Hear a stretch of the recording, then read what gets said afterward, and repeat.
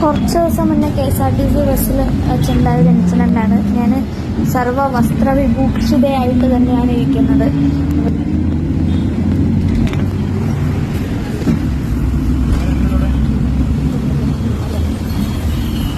എന്തുവാ എന്തുവാ എന്തുവാ ഇവിടെ കൈയിരിക്കത്തുള്ളൂ? ഇത്രയും സ്ഥലമുണ്ട് നീങ്ങാൻ. ശ്രദ്ധിച്ചില്ലേ? ഇയാൾക്ക് എന്താ ശ്രദ്ധിക്കില്ലാത്ത എന്താ? ഞാൻ ഒരിക്കൽ നോക്കിയതാ. അപ്പൊ ഇയാൾക്ക് കൈയെടുത്ത് മാറ്റാൻ അറിയാമോ? അറിയായിരുന്നോ?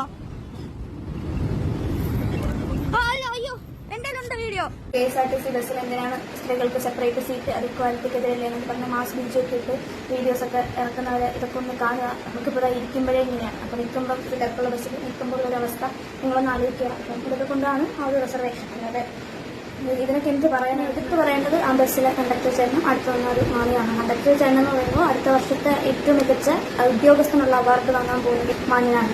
ഞാനിതിൽ കുത്തിക്കൊന്നാലും എന്നെ കൊന്നാലും ഞാൻ ടിക്കറ്റ് കൊടുക്കും, ഞാൻ തിരിഞ്ഞ് നോക്കത്തില്ല എന്ന പ്രതിജ്ഞ എടുത്തിരിക്കുന്ന ഒരു കണ്ടക്ടർ.